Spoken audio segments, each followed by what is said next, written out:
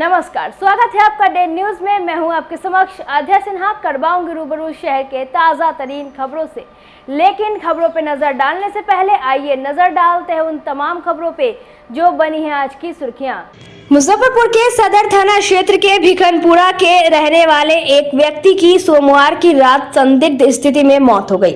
परिजनों ने आशंका जताते हुए बताया कि जहरीली शराब पीने की वजह से उसकी मौत हुई है, लेकिन पुलिस इसे जहरीली शराब से मौत नहीं बता रही है। पुलिस के अनुसार व्यक्ति की मौत मारपीट की वजह से हुई है। दरअसल भिखनपुरा के रहने वाले अनिल शर्मा की संदिग्ध स्थिति में लाश मिली थी। उसके मुंह से झाग भी आ रहा था, वहीं शरीर पर कई चोट के निशान थे। वहीं चर्चा थी कि दिघरा में एल्यूमिनियम के कबाड़ में कई मजदूर काम करते थे। उसी में से कुछ लोग दिघरा में लीची गाछी में शराब का सेवन किया था। उसमें अनिल शर्मा भी शामिल था। वहीं उसका एक पड़ोसी राकेश भी था। बताया जा रहा है कि अनिल शर्मा की मौत हो गई। हालांकि पुलिस ने इसे सिरे से खारिज कर दिया है। मामले में सिटी एसपी अवधेश दीक्षित ने बताया कि जहरीली शराब से मौत नहीं हुई है। इन्वेस्टिगेशन में भी इसकी पुष्टि नहीं हुई है। उन्होंने कहा कि जिन लोगों के बारे में बताया जा रहा है उन सब से मारपीट की है।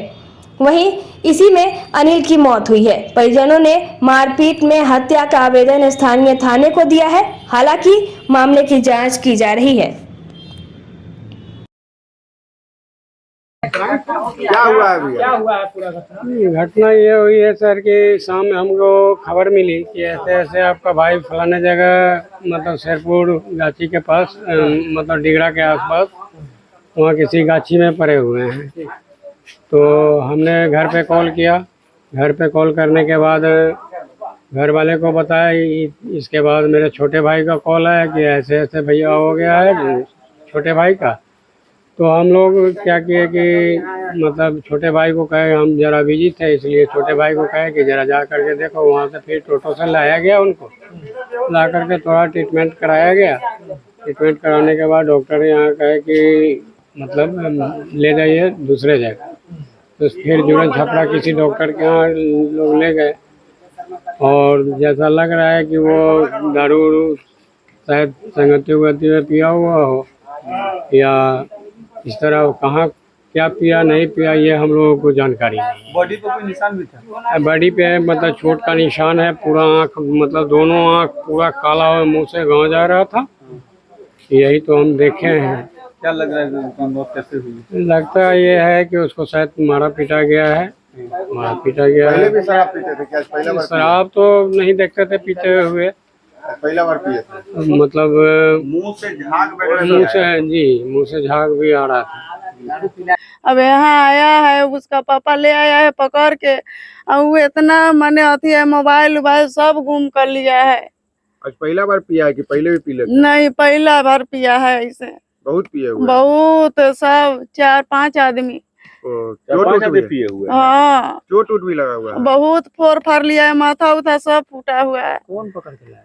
उसका पापा लाया है। कहाँ से? वहीं से, गोदाम के पीछे से। अच्छा, किसके गोदाम पे पिया था? हाँ, गाछी है उधर। पानी में, इतना पानी में मोबाइल अभी खोजने गए हैं तो नहीं मिला है। किसके गोदाम में बैठ के पिया है? गोदाम में नहीं, गोदाम के पीछे पीता है सब। अच्छा, कहाँ पर? दिघरा है सर। दिघरा में। अच्छा, कितना लोग था उसमें जो पी रहा था? 4-5 आदमी है सर। कौन? अब हम नहीं कहेंगे। आपके जो यहाँ पे बड़ा बेटा है कि छोटा? नहीं, छोटा है। क्या नाम है इसका? राकेश। क्या करता है? उसी में तार खोलता है। अच्छा, तो राकेश भी पिया है वहाँ? हाँ। राकेश के अलावा और कौन था? अब से हम नहीं बताएंगे। राकेश का क्या स्थिति है? राकेश के पूरा बेकामिल है। कहाँ पे है राकेश? नहीं है सर, भागा है समझे हम। यहाँ आके भागा है? हाँ, नहीं बदली ले रहा था समझे। हम क्या करें, नींद नहीं पड़ रहा है। क्या नाम है आपका? ऐसे है। आपका नाम क्या हुआ? सुनैना देवी। आप कौन है राकेश के? माँ। राकेश का उम्र कितना होगा? अब याद नहीं है सर। पुलिस आई थी यहाँ पे? नहीं सर। पुलिस नहीं आया था? नहीं। वो अकेले आया था कि और किसी उसके साथ आया था? नहीं, पापा उसका पकड़ के ले आया है, फिर कपड़ा लाने गया तो ले भाग गया। अच्छा, ये कुछ बताया होता है कई आदमी के साथ बैठ के पी रहा था तो? यही 4-5 आदमी है। 4-5 आदमी? हाँ। अच्छा, कुछ लोग मरे भी हैं, इसकी भी जानकारी है? नहीं। हाँ, कल शाम को सदर थाना क्षेत्र अंतर्गत बिकनपुरा गांव से एक डेड बॉडी मिला था।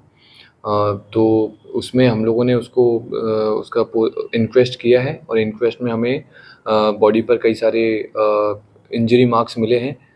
इसके अलावा कुछ सोशल मीडिया प्लेटफॉर्म्स पे और कुछ न्यूज़ चैनल्स पे ये न्यूज़ चलाई जा रही है कि जहरीली शराब से उसकी मृत्यु हुई है या फिर जहरीली शराब गांव में पी गई है लोगों के द्वारा जिससे और भी मृत्यु हुई है या फिर बीमार पड़े हैं। ये सारी बातों का मुजफ्फरपुर पुलिस एकदम खंडन करती है। इस तरह का कोई मैटर नहीं है।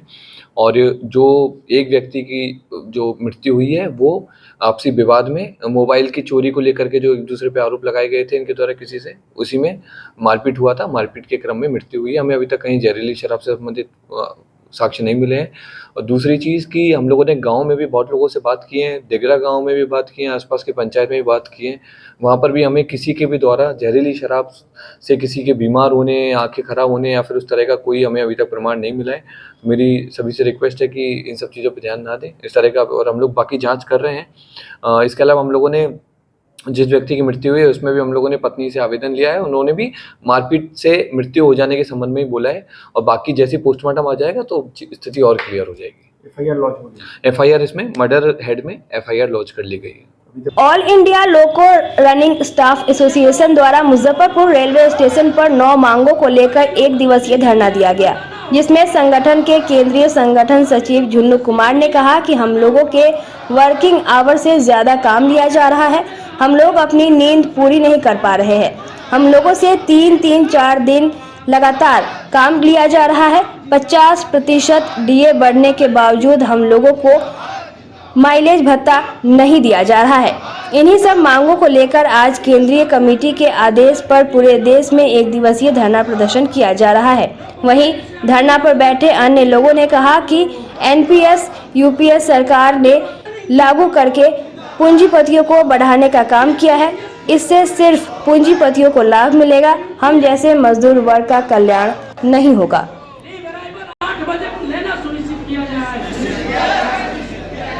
आज के धरना का मुख्य उद्देश्य है कि रेल का सुरक्षित परिचालन कैसे हो।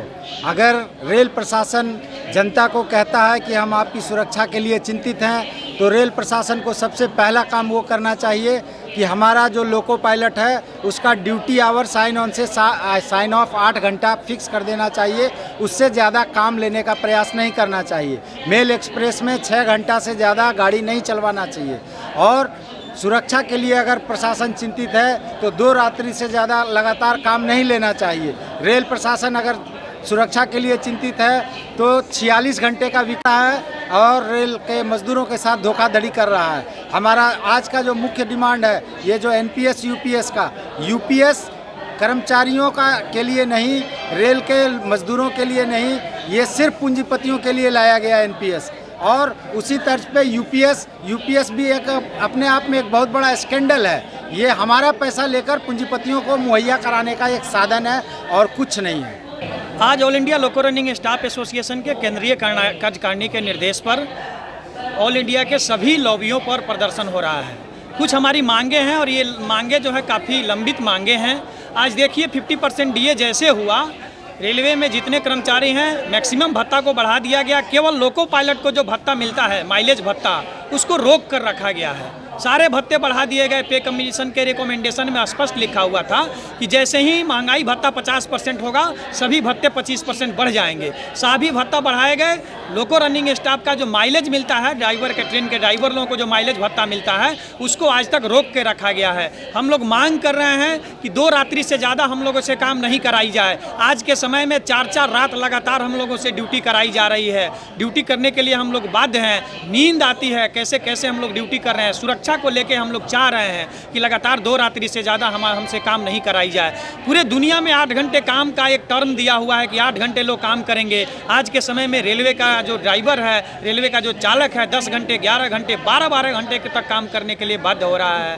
तमाम और भी ढेर सारी मांगे हैं। आप देखे होइएगा यूपीएस का एक भरमजाल फैलाया गया है। हम लोग पुरानी पेंशन बहाली की मांग कर रहे थे, बीच में एक गवर्नमेंट की ओर से यूपीएस लाया गया है। ये बहुत ही ज़्यादा पॉइजनस स्कीम है, बहुत ही ज़्यादा खतरनाक स्कीम है। इस स्कीम का हम सभी लोग एक स्वर में विरोध करते हैं और सरकार से मांग करते हैं कि जैसे हमारे सरकार में बैठे लोग हैं, चाहे वो हमारे प्रधानमंत्री जी हों, हमारे सांसदगण हों, हमारे विधायकगण हों, जिस तरह से उनको पुरानी पेंशन मिलता है, उसी तरह से इस देश के कर्मचारियों को जो खून पसीना बहाकर देश के कर्मचारी, शिक्षक और अधिकारी देश को आगे बढ़ाने का काम कर रहे हैं, उनको भी पुरानी पेंशन बहाल कराया जाए। बढ़ते अपराध और यूट्यूबर गौरव कुमार के हत्यारों के गिरफ्तारी की मांग को लेकर लोक चेतना दल का अनशन कार्यक्रम मंगलवार को 8वें दिन भी जारी रहा।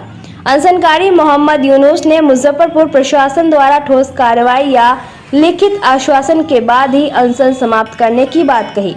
इस अनशन को जनसुराज ने भी अपना समर्थन दिया है। मौके पर यूट्यूबर गौरव कुमार के भाई ने तुर्की थाना की पुलिस पर गंभीर आरोप लगाते हुए अविलंब हत्यारों के गिरफ्तारी की मांग की है।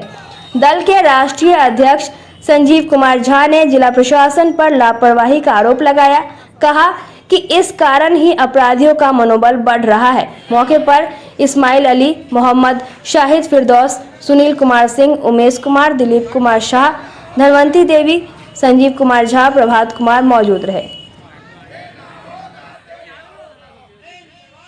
चुनाव ले रहा है थाना के भी कहे कि आदमी जे दोषी आदमी जो मार के टांगा हुआ आदमी मतलब घर पर है, कहे कि उसको आके पकड़िए, तो बोल रहा है कि हम उसको रफ्तारी नहीं करेंगे, आपको जहाँ जाना है तहीं आप जाइए।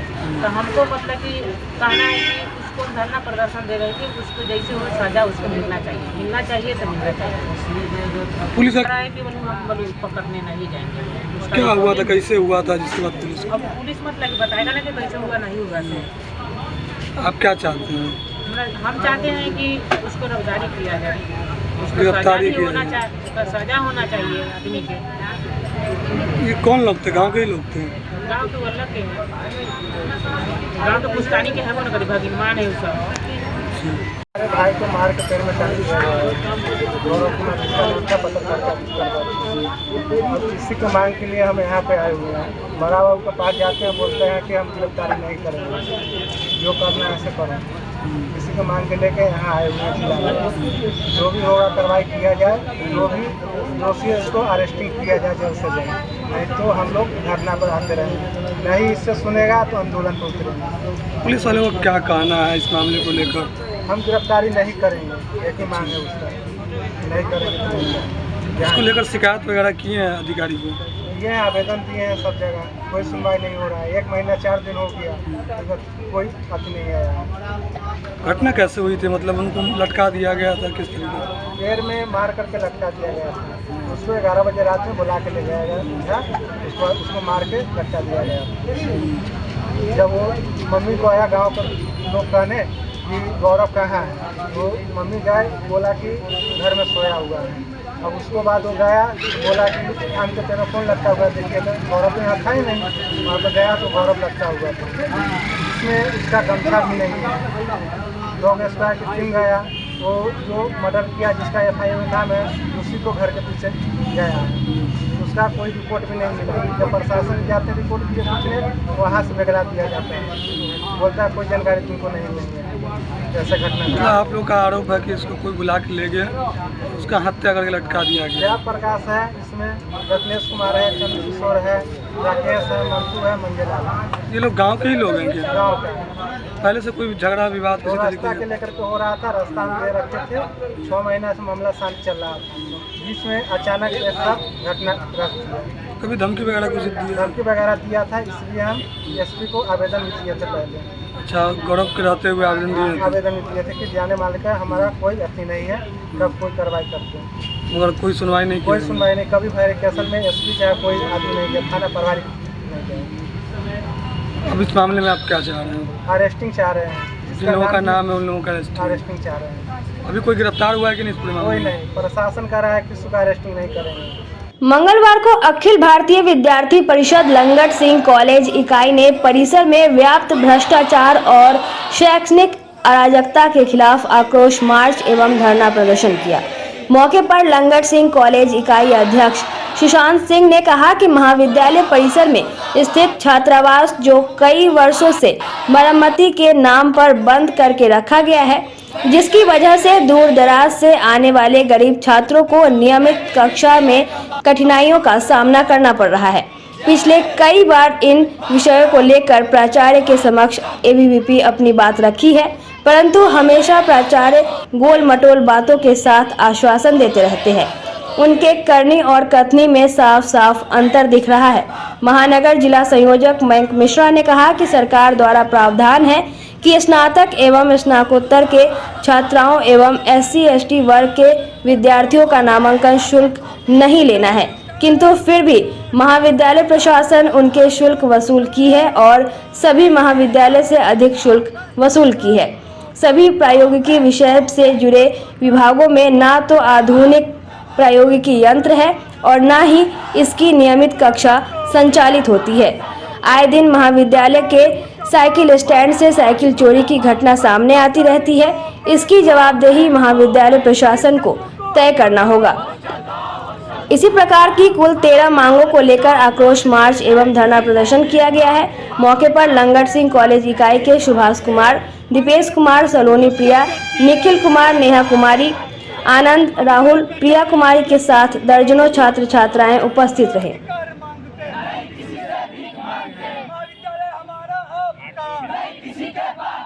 उत्तर बिहार अखिल भारतीय विद्यार्थी परिषद उत्तर बिहार प्रांत के योजना के अनुसार उत्तर बिहार प्रांत में जितने भी महाविद्यालय हैं सभी जगह धरना प्रदर्शन और आक्रोश मार्च किया गया है। आज लंगट सिंह महाविद्यालय इकाई द्वारा यहाँ के व्याप्त शैक्षणिक भ्रष्टाचार और अराजकता के खिलाफ यहाँ आंदोलन हुआ है। यहाँ पर जितनी अराजकता है आप सभी को पता है। प्राचार्य साहब पिछले 5 से 6 वर्षों से हैं। यहाँ पर छात्रों का शैक्षणिक माहौल जो है वो ख़त्म हो चुका है। छात्रों के अलावा महाविद्यालय में सभी के लिए जगह है। एक समय था कि महाविद्यालय में 4-4 छात्रावास हुआ करती थी, आज एक भी छात्रावास नहीं है। यहाँ पर अगर गरीब छात्र पढ़ने आते हैं तो उनके पास छात्रावास नहीं रहेगा तो वो कहाँ रहेंगे। अगर यहाँ के छात्रावास को पैसा रहेगा तो वो दिल्ली यूनिवर्सिटी नहीं पढ़ेगा, JNU नहीं जाएगा, वो हार्वर्ड ऑक्सफोर्ड नहीं जाएगा। यहाँ पर एक ही सिस्टम चल रहा है पैसों के उगाही का, छात्रों को कैंपस से दूर करने का, दूसरा कोई व्यवस्था नहीं है। और जब जब विद्यार्थी परिषद मांग करती है छात्रावास को खोलने की, तब तब कहा जाता है कि रिपेयरिंग हो रहा है। उस 3 साल के अंदर 4 पार्कों का 3-3 बार उद्घाटन हो जाता है। नए नए मंत्री आते हैं, राज्यपाल महोदय आते हैं, VC साहब यहाँ हर हफ्ते आते हैं किसी न किसी चीज़ का उद्घाटन करने, लेकिन जो मूलभूत आवश्यकता है छात्रों की उसके तरफ किसी का ध्यान नहीं है, क्योंकि यहाँ योजना है, यहाँ तरीका है छात्रों को कैंपस से दूर करने का। दूसरा विषय, यहाँ पर पूरे बिहार सरकार के द्वारा कहा गया है कि महिलाओं का जो शिक्षा है वो एकदम फ्री होगा, लेकिन लंगट सिंह महाविद्यालय एक ऐसा महाविद्यालय है जहां बिहार में अगर किसी कॉलेज में सबसे ज़्यादा फ़ी है तो लंगट सिंह महाविद्यालय का। महाविद्यालय द्वारा कहा जाता है कि हमारे पास कोई नोटिस नहीं है कि छात्राओं का पैसा हम नहीं लेंगे। अरे आपके पास नोटिस तो ये भी नहीं है कि आप सबसे ज़्यादा लीजिए। आप पैसों का उगाही करने का जो एक योजना बना चुके हैं, एक समीकरण बना चुके हैं, वो सारा आम छात्र समझ चुका है और विद्यार्थी परिषद इसके खिलाफ खड़ा हो चुका है।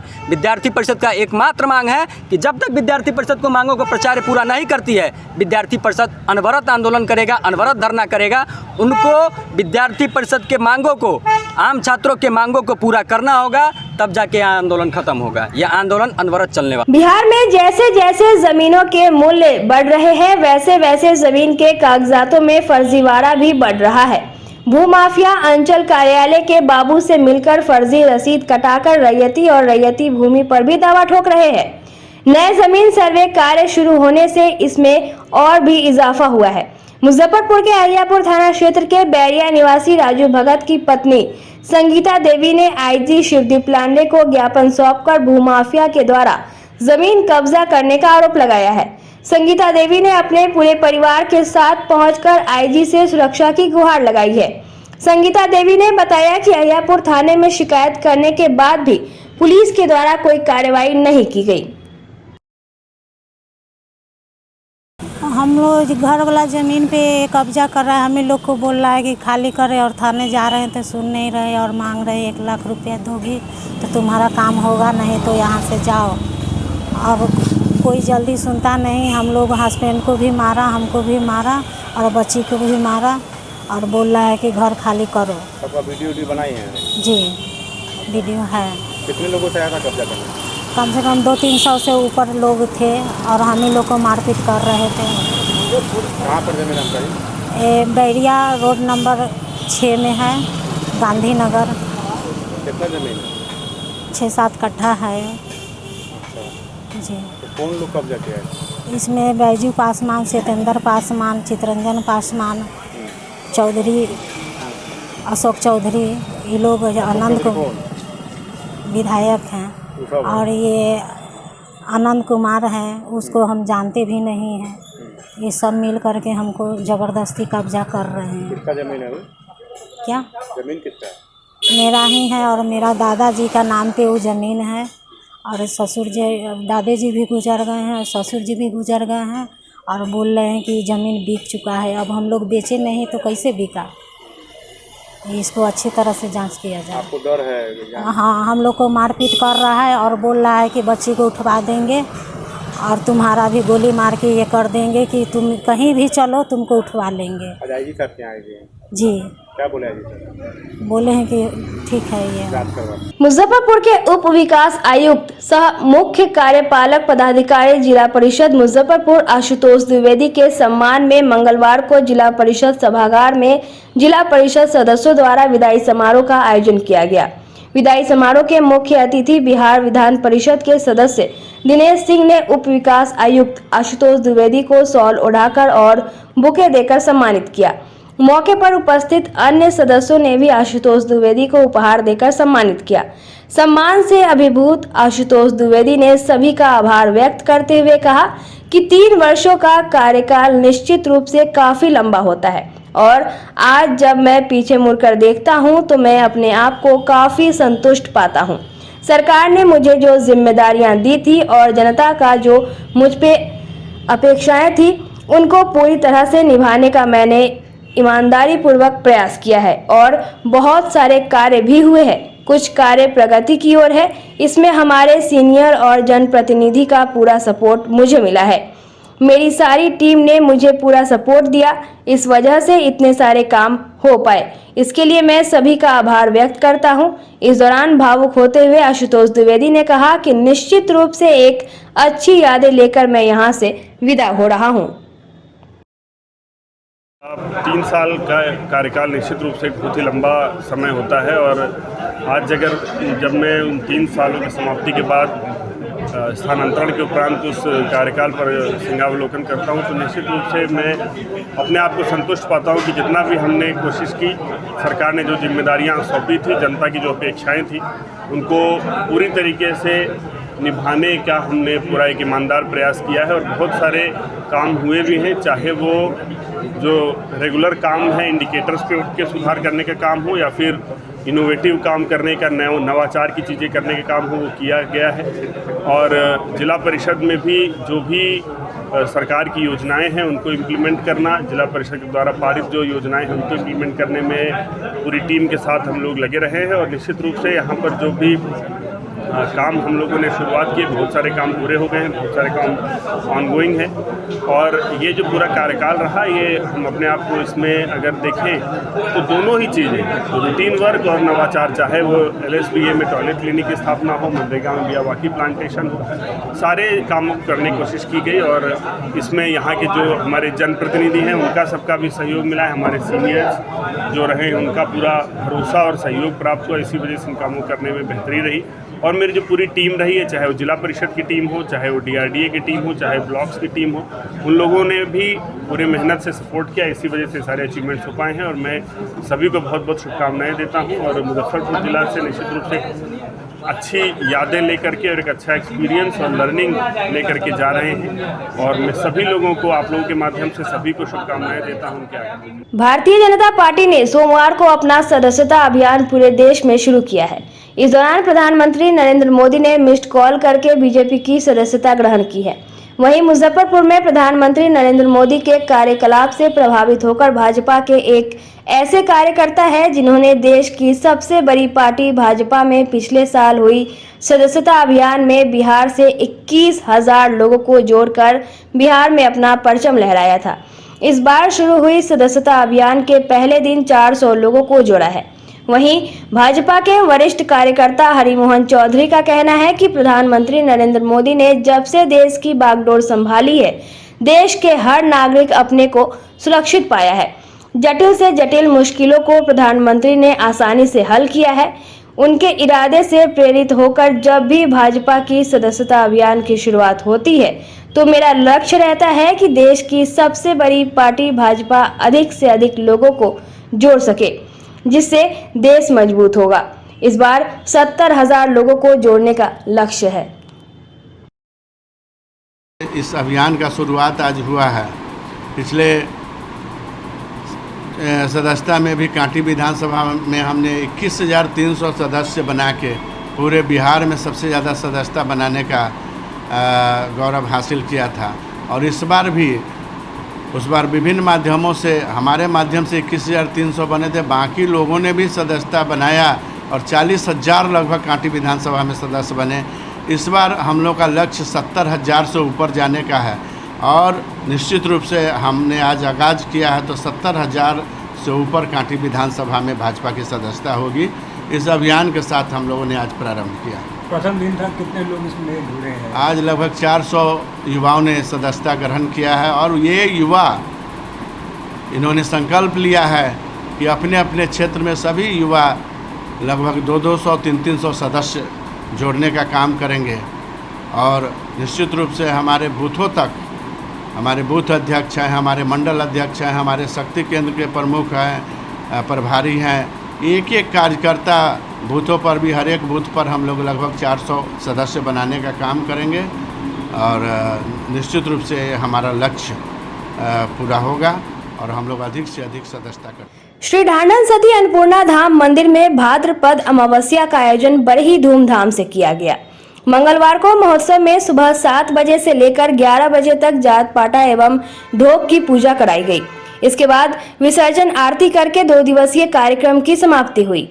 मंदिर कमेटी के मीडिया प्रभारी गोपाल भरतिया द्वारा बताया गया कि महोत्सव में हजारों की संख्या में लोगों के लिए प्रसाद का वितरण किया गया। इस दौरान अध्यक्ष श्याम सुंदर भरतिया, अनिल भरतिया, विक्रम बजाज, श्री कृष्ण भरतिया, धनराज भरतिया, दीपक भरतिया, ब्रिजमोहन भरतिया, चंद्रशेखर भरतिया, विनोद भरतिया, रोहित भरतिया, तुलसी भरतिया उपस्थित रहे। श्री ढांढन धाम अन्नपूर्णा मंदिर में 2 दिवसीय भादी मावस कार्यक्रम का शुरुआत सोमवार को हुआ था, जिसमें 101 सुहागन महिलाओं ने मंगल पाठ किया था। मंगल पाठ वाचिका श्री सोनू मुस्कान जी द्वारा सभी को मंगल पाठ करवाया गया था। उसके बाद शाम में 7 बजे से भजन संध्या का कार्यक्रम हुआ था, जिसमें भरतिया एवं बजाज समुदाय के जितने भी लोग हैं मुजफ्फरपुर में, इनफैक्ट मोतीपुर, चकिया से भी लोगों का आवागमन यहाँ पे हुआ था। सभी ने एक साथ मिलकर दादी का जयकारा लगाया और पूरे मंदिर परिसर में दादी दादी के नाम से गूंज उठा। उसके बाद अगले दिन सुबह मंगलवार को हम लोग के समुदाय में जात पाता और ढोक का ये प्रोग्राम रहता है, जो हम लोग अपनी दादी माँ को, अपनी कुल देवी को ढोक लगाते हैं। वो कार्यक्रम आज सुबह मंगलवार को 6 बजे से मंदिर प्रांगण में चल रहा है, जो 11 बजे तक चला और इसी के साथ 2 दिवसीय भादी मावस कार्यक्रम का समापन हुआ। यह कार्यक्रम हर साल भादो महीने में होता है और यह एकमात्र ऐसा कार्यक्रम होता है जो दादी जी को हम लोग भरतिया और बजाज कम्युनिटी के लोग रिझाने के लिए, दादी जी का एक बहुत मानने वाला फेस्टिवल है ये हम लोगों के लिए, और हम लोग इसे बहुत धूमधाम से मनाते हैं।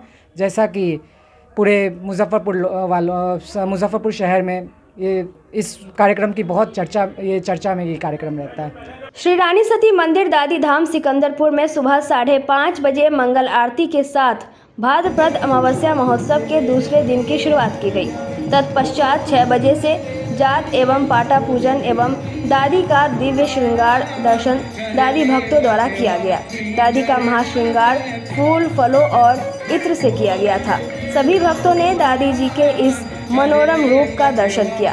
संध्या 5 बजे से 10 बजे तक कोलकाता से आए प्रसिद्ध भजन गायिका मोनिका शर्मा, किशोरी प्रदूम एवं राहुल सोनी के द्वारा भजनों की अमृत वर्षा दादी भक्तों के बीच की गई।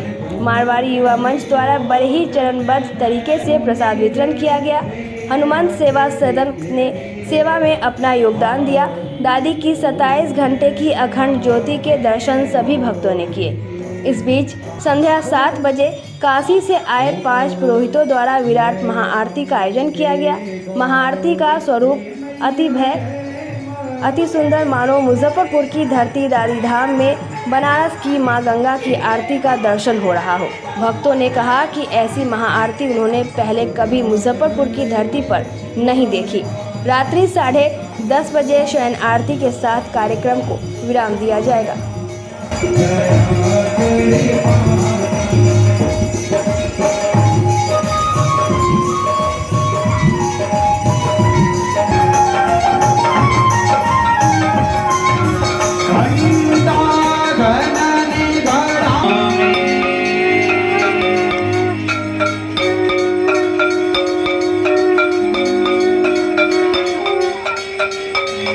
ओम जय श्री रानी सती हे मैया जय जगदम्बे सती अपने भक्त जनों की अपने मंदिर अति मधुर पड़े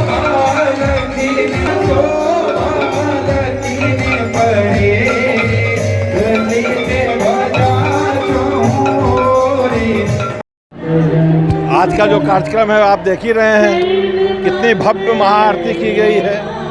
दादी जी का जो है बहुत सुंदर महाश्रृंगार किया गया है और ये भजनों का कार्यक्रम अब लगातार रात में 10:30 बजे तक चलता रहेगा। यही आज का दिन का कार्यक्रम है।